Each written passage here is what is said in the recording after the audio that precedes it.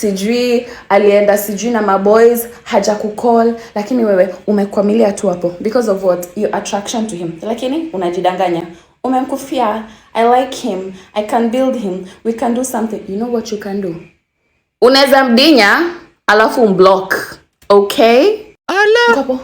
Mshakulana, sasa tuseme mshakulana. Damn, you can't make this happen. And we must face this thing with honesty and, just being realistic about it. Hata when you are watching football matches, not every attack leads to a goal. My guy, not every attack leads to a goal. Sometimes inauma nje, sometimes defender ana repossess, mnatakiwa. Sometimes inagonga chuma. There are those ideologies zenye at the end of the day, what matters is how many shots are you going to take and how many are you going to make. Sisi, wasichana, we're usually very desperate human beings. Like, we are desperate. Damn. And sometimes I'm not usually sure if we usually use our...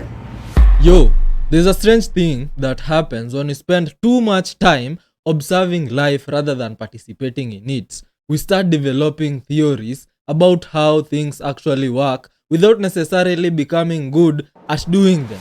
Relationships are no different. You can spend most of your time consuming content around, this is how males or females work, this is how relationship dynamics work, or even money. In fact, develop a sophisticated philosophy around these things, but eventually you're going to have to interact with a real human being, and that is where reality meets your theory. And when you do that, you're going to realize that human beings are not algorithms. In fact, they are going to challenge you. They are going to surprise you, my guy, because most of the time, we as human beings are unpredictable. And it is the unpredictability that carries most of the hefty lessons that people actually need to learn. Sometimes when you interact with one person who doesn't even fit your theory or your ideology, you realize you're going to learn something that will sit with you for a very long time in comparison to a continuous flow of videos that keep confirming your theory. And our today's videos are actually pushing us to question a very critical idea. Are we really becoming good at relationships? Welcome back manze to the RadaFiles. Wananitanga yo franje. Manze, it's the bitter things in life that matter. Without further ado, you can support the channel by scanning the QR code on your screen or tapping the link down in the description below. And tunaanza like this. Kama uko stigmatized, kama uko stuck in a situationship, if you're in a toxic relationship with a bam, kuja hapa tuongee niwe naita. I want to tell you the reason that you're struggling is because of slut shaming. Stay with me. Give me your hands. I'll hold you. The reason that you're struggling with that loser is because of slut shaming.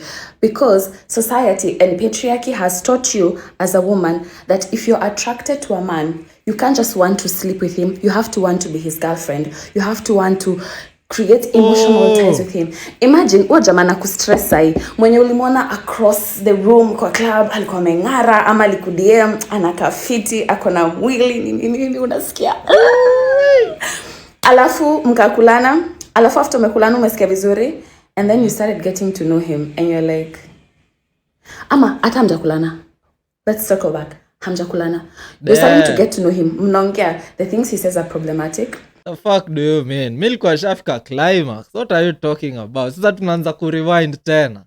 He doesn't have any emotional intelligence. He doesn't text you back. Sijui alienda sijui na maboys haja kucall, lakini wewe umekwamilia tu hapo because of what? Your attraction to him. Lakini unajidanganya. Umemkufia. I like him, I can build him, we can do something. You know what you can do? Unaweza mdinya alafu umblock. Okay? Kapo. Mshakulana, sasa tuseme mshakulana. Damn, you can't make this happen. This is how women actually think. Damn, bro. But because you're a good woman and good women don't sleep around, good women don't have a high body count, good women don't smash and run, uko tu hapo unashinda text. Hi, hi, hey, kachakula ya farasi. Bro, like imagine, picture this. You meet a cute guy. He's hot. You text him a little bit, not enough to get to know him, because let me tell you, if the minute you start to get to know him, it's a wrap. It's a wrap. Just mongale tu, sura, body, vibe, labda hata ananukia. You know, like vibe yake anaongea vizuri, whatever, he has nice hair, whatever it is that does it for you. Umemwona, umemkatia, mmekulana.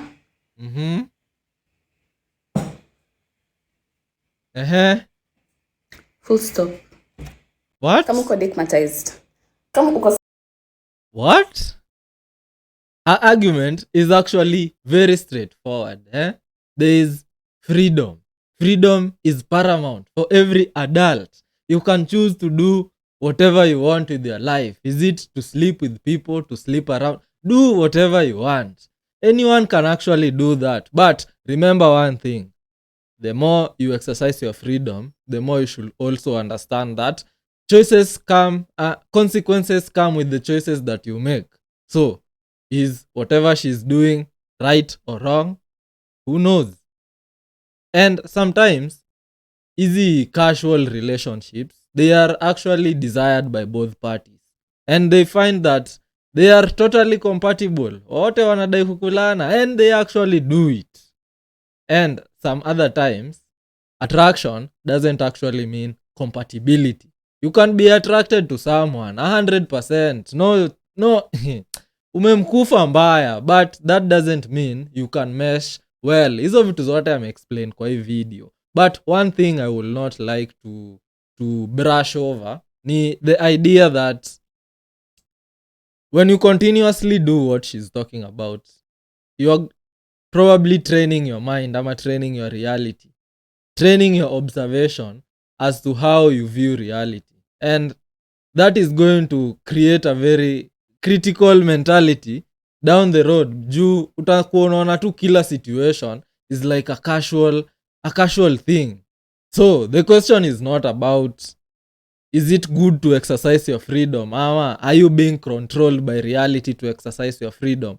The question is, who are you becoming when you do some of the things you want? Because we all have desires, and if everyone chose to pursue and accomplish their desires, some of these desires that cost you nothing, then tungekuwa tunaishi kwa society nakaa aje? Let me know down in the comments below. Sisi wasichana, we're usually very desperate human beings. Like, we are desperate. And sometimes I'm not usually sure if we usually use our... So there's this content creator here, anaitangwa, I think Josh.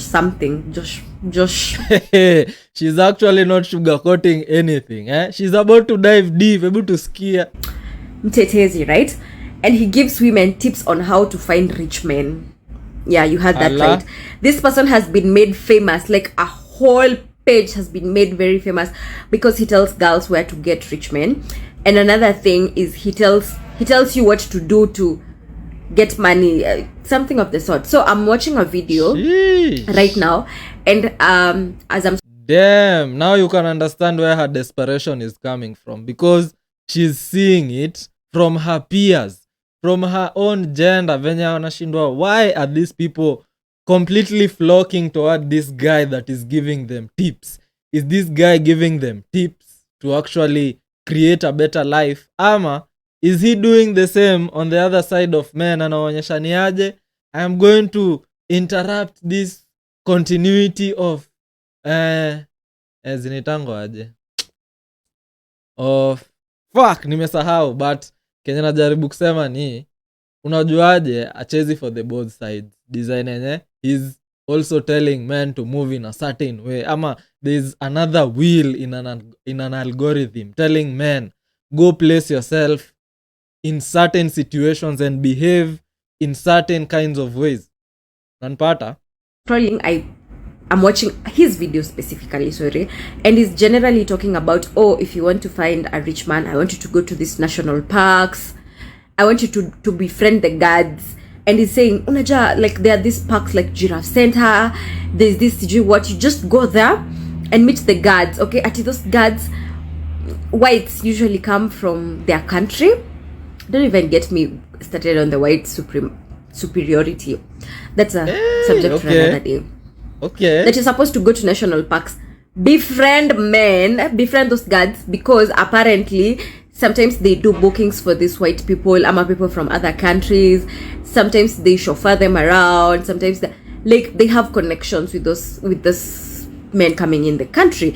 And the comment section is full of girls saying, nani ako free tende giraffe center, nani ako free tende sijui wapi national park, nani ako free sijui tende wapi. And I'm like, is that how desperate we have portrayed ourselves, like generally as women? Like, so you wake up on your weekend, you go to a national park or a place not to have fun, to hunt. And you know the saddest part about thing is desperation usually even has a smell. You see, when you're desperately looking for something, especially if it's money. Yes, desperately looking for it. Like, you're not aligning so that you could attract it. You're desperately hustling and looking for it. It has a smell, it has a sense. So what will happen to these women is they might probably end up doing that and getting those men, but this men will smell like this lady is just here for the money, for nothing else. And you know what, you'll end up being used and dumped. You'll end up getting that person, them doing whatever they want to do to you and promising you, hey, I'll sort you out. Like, I don't know, we are normalizing a lot of odd things in the society, because where is there a whole page of a man? We've made him famous because I'm pretty sure like 90% of his watchers are women, not men. Okay. And he's telling us, oh, you know, this is where you can get rich men, this is what you do. This is like, how about you just decide, you know what, I'm gonna hustle and I'm not gonna settle for less. I'm gonna hustle and I'm not gonna settle for less. And grace will find you conveniently. Just hustle, look for your own money and write your own standards down and be like, I'm not gonna date maybe a broke person, I have this kind of money in my bank, I'm not gonna date anyone below that. And blessings will find you no kombele. Love will find you no kombele. What is this you guys are doing at it? Going to national parks and to just specific hotels looking good just to hunt for men with money. Like, I mean, she's completely making sense. But hapo hivyo at the end, ndio umerealize her agenda is not also as sane as her ideology. Because she's saying things in the line of, if you have a certain money, a certain number in your bank account, don't interact with someone, don't date someone who has less than that. Kwani, how are you going to know if someone has more or less than what you have in your bank account? It's not like it's printed in our foreheads. Like when you are talking to someone, you won't really tell how much they... will you tell? So, hiyo ndio kitu moja she's actually doing. She's just doing the same thing as the people she's condemning, that they are doing a terrible thing.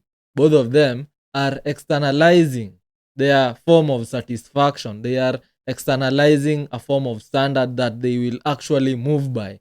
And when you actually do this, do you think that the person you are interacting with based on the... either is it the money, is it the success that they are portraying, do you think that correlates with the relationship stability that they are going to give you?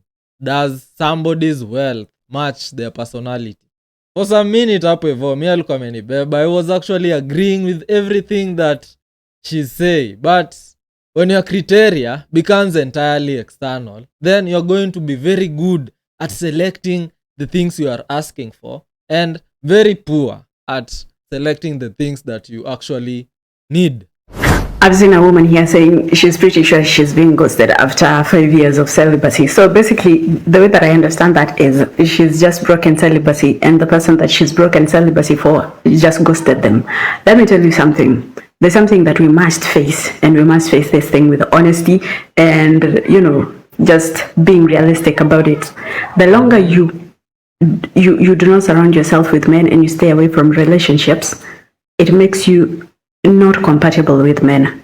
let me tell you something. The longer you stay celibate, the longer you stay out of romantic relationships, the longer you keep distance from men, it makes you somebody who is not going to relate well with men. So the moment you go back to the dating scene, it's not gonna go well. It's not gonna go well because you're a bit weird. This is not me saying that you shouldn't be celibate. This is not me saying that you should be promiscuous or anything. I'm just saying be realistic about it. There's a very high chances that if you have not been in romantic relationships a long time, you will not be a good partner. You do not understand men anymore, and it's very hard for people of the opposite gender to relate to you. You become almost a red flag. Very honestly true. Face that fact, and if you go back with this knowledge so that you know what to expect. But those are the chances. So I don't think this is exclusively a female phenomena. Men also participate in this. I mean, sisi wote tunafanya hii kitu. We might spend years trying to create our own standards, developing stereotypes by watching certain videos, and we fail to realize that interacting with people is what gives you a better ideology on how people function rather than continuously watching or listening to things. And I'm not saying that so that you may click away. I'm just giving you great advice because you have to realize the reality of life. Interaction is the one thing that makes you build social skills. Ata if you are someone who has ever run a business, you understand something. And that is, not every transaction has to be profitable for your business to actually show returns or give you revenue. Inafaa tu ikue overall, there is a chance of getting back something out of your business. And I don't think relationships are any different from that. Not every interaction that you get into in a relationship should actually equate to a successful relationship. Si ati ukijieka kwa situation ama hata when you are watching football matches, not every attack leads to a goal. My guy, not every attack leads to a goal. Sometimes inauma nje, sometimes defender ana repossess, mnaatakiwa, sometimes inagonga chuma. There are those ideologies zenye at the end of the day, what matters is how many shots are you going to take and how many are you going to make. Hiyo ndio kenye ina matter. And whatever she's talking about, I think it's because most people nowadays don't want to face rejection, especially women.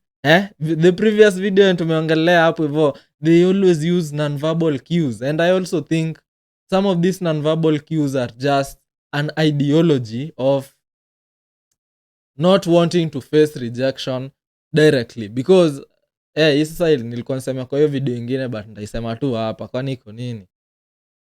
Why will you embrace using non-verbal cues in matters of you want to be caressed, you want to be touched, but when it comes to asking for money, you know the amount you want, you know bank account inataka nini na nini, mbona hapo usitumie non-verbal cue? Ni crazy. But at the end of the day, I want you to understand this one thing. It is interactions that make you socially capable, rather than theories and philosophies that you create about people. Story ya kununua tuachie wanaume wameoa. My brother, you are single na unanunua. Ujaoa, yani unanunuaje my brother? Siri ni hii. My brother. Wewe tujua kuflat, my brother. Okay. Na ujue kupika. Alafu kuwe msafi. Hey. Mara kwa mara jifunze kutoa form. Hivyo nimeweza. Form level yako. Usioverdo. Usiumize mfuko ufurahishe. Ayela. Okay. Hapana. Nukia tu fiti. Kuna dema atakupendea manukato. Dunga fiti. Kuna dema atakupendea tu luku. You don't have to do a lot of work. Story ya kuspoil madem tuliachia wa baba. Yeah, young man. Don't buy. Na usispoil mtu wangu. Acha aishi maisha unaishi. Bro to bro. Hello. Story ya kunu. Bro to bro, he's actually making a lot of sense. And anasema kazi manze si like usijitume sana. But hapo hivyo ndo kwenye mimi na differ naye. Jitume sana kwa kudevelop yourself. Develop yourself completely to the extent that you are not the person that people choose because of the things you have, but because they enjoy the person that you have become. Nacheki? That's how I think about it. And mind you, none of the things he's actually talking about will guarantee you sexual ama relationship attraction. Hizo tu ni vitu za kukusaidia wewe feel comfortable with being yourself. And always work below your means. And when you do that, una realize tu life inakuwa too simple for you as a guy. Ama namna gani? So all these clips are asking one question. How do we learn to navigate other human beings? And we have said it subtly kwa hizo videos zote. Interaction is the one thing that makes you understand social dynamics. Jitume hapo hivyo. So this video was just to motivate people manze to take that risk. Be it you are a woman, be it you are a man, take that fucking risk and learn.